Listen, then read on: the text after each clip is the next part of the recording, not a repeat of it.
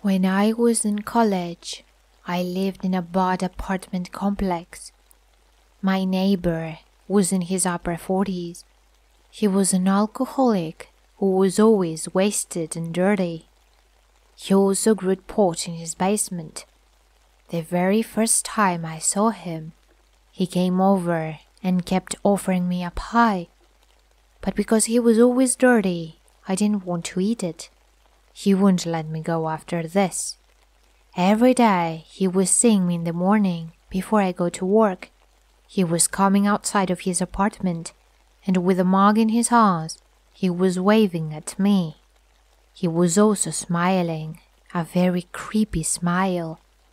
I was always saying good morning, but I was never stopped to talk to him. He was so creepy for me. After a few weeks, I discovered that he was obsessed with me. He was looking through my garbage and he was coming to my apartment, knocking on my door at 3 a.m. every night. One day, I was in the bathtub. The water was very warm, and I shut my eyes for a minute to try to relax. I had a very bad day at work, and I was trying to clear my head with some wine, candles, and a nice bath. When I started feeling that someone was watching me, I opened my eyes, and there, in the bathroom window, was that creep. He was staring right at me, and he seemed like he was holding something. Was he holding a crowbar? Was he planning to smash my window to scare me, or do something worse to me? So I finally went to his place to shut him up. Of course, I took some protection measures, and I took with me my pepper spray, and I was holding my phone in my right hand, ready to dial 911 if things go ugly. He opened the door with a creepy smile. His clothes and hair were dirty. Who knows what he was doing? He immediately took me to his bedroom without turning on any lights, so it was dark in his dirty, creepy apartment. The only light was from his tiny TV in his bedroom, which showed he had a rusty machete laying right by the door. An awful smell was coming from the kitchen, and I thought that I was going to have to fight him, so I had my pepper spray behind my back. He went into the kitchen and he brought a plate with a piece of pie and a fork. The second he came with that piece of pie in the plate, the whole room smelled, I don't know, something that I have never smelled before, like burned hair and flesh. I was so creeped out, and I asked if the pie was for me. He said yes, and he gave me the plate. I smiled, and I said to him that thank you, but I am not hungry. He won't let me leave without taking a bite, and basically forced a fork in my mouth. I swallowed a big piece of that pie, and I immediately threw up. What the hell was that shit? He was looking at me like something like that had never happened to him, and with an angry look in his eyes, he said, "If you don't like my meat pies, don't ever come back here again." He got up and opened the door so I can leave, and slammed the door behind him. I was so relieved that I was finally out. I was sure that something weird and creepy was going on with that guy, so I decided to call the police. The police came and they searched everything. They found human body skeletons in his basement, and they arrested him for murder. So what do you think that was inside his meat pies? Maybe human flesh, I don't know. I cannot stop thinking that that day I might have eaten a human body part, and I cannot forget the taste of it. And maybe that's why he was so obsessed with me. Maybe he wanted to kill me and turn me into one of his hideous pies. Who knows? Creepy dude who used to be my neighbor? Let's never ever meet again.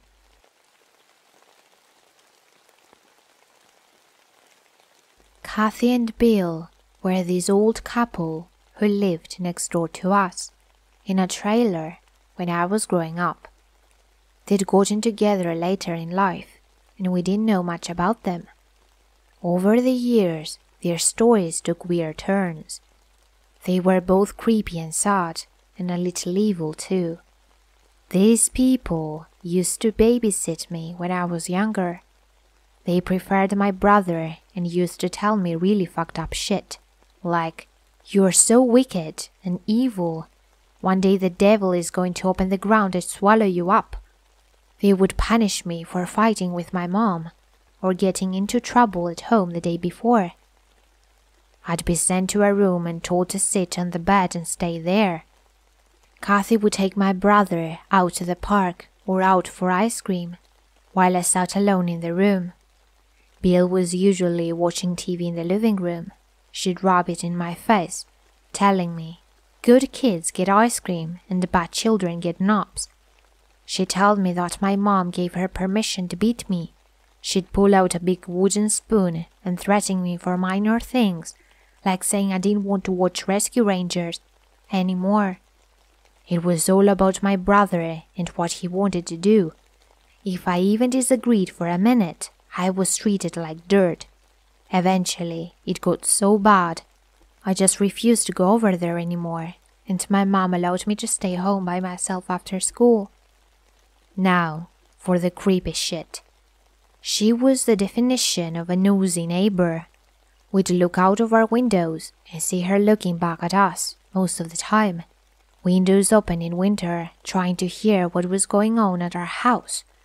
Once she told my brother to ask my father to trim the bushes because I can't see what's going on over there. That's when Dad stopped cutting the bushes altogether. She would hear my dad yell at us over something and call a few minutes later to see what we did. Kathy told us she had one son from her previous marriage. He'd been around a bit here and there. One day, she was crying to my mom on the phone and told her that he died in a car accident. Imagine our surprise several years later when he turned up again. They'd had a fight and she told everybody he died. People felt bad for her. They prayed for her. They brought her food and checked on her, and she'd be lying the entire time. Bill was also a creep. He was from a town called Marion, where when he was a very young boy, was forced to watch the hanging of a couple of black men. He told us about it when we were little kids. He was very racist too, probably because of where he was from. There was a night I woke up and saw him standing at the edge of the property line, looking straight into my bedroom window, which was only about 10 feet away. I started covering it with blankets. My parents assured me that he was just a senile old man and probably wasn't creeping. There was another situation where I was laying out in the sun, probably more over on his side of the property like than my own. But our yard was very small and the property owner allowed us to use 5 or so feet of our yard as our own. There was to be none of that. Kids out of my yard, bullshit. So I'm laying there listening to music in the sun, and I get suddenly kicked very hard in my side. I sit up and grab my side because it hurt. Bill yells something about me being a slut and walks away. Forgot to add that Bill also had children of his own, but always referred to them as bitches and said he hadn't seen them in years. Once he died, Kathy became very lonely. She started pulling bullshit to get people to come to her house, like asking to help she didn't really need it.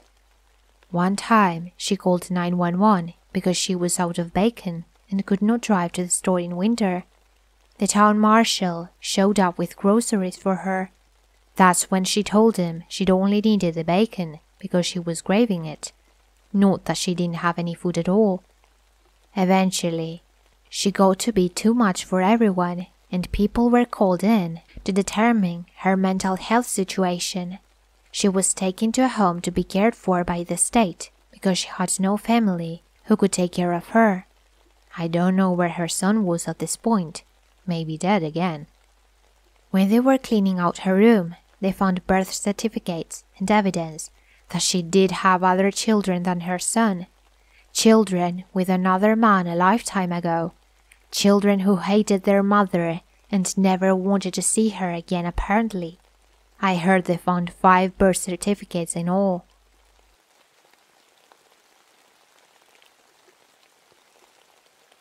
My parents have a neighbor that is obsessed with my mom. It was innocent enough at first. It was just noise, and they'd had small conversations. They became friendly, and we would invite him over for barbecues and everything. Then he started to get creepy. Every single time my mom would take the dog out, he would appear outside and want to talk to her. He would find an excuse to come knock on our door every single day. He was looking through our garbage, and he was making small talks with my mom about her period and what she was eating. He was walking with her every single day when my mom was going to work. And every time that she was with my father, he had a very sinister smile in his face. One day, my mom saw him when she came back from work, and she thought he was my dad. He got the same haircut and grew the same beard as my dad, and started to dress like my dad. He then went and bought the exact same type of motorcycle as my dad. He started showing up at my mom's work, bringing her lunch and flowers. Things became ugly when one day my mom found him in our backyard cutting the lawn. He simply smiled and said to her, "I'm your husband, honey. It is my job to do this." That's when my dad had to confront him, and it almost became physical.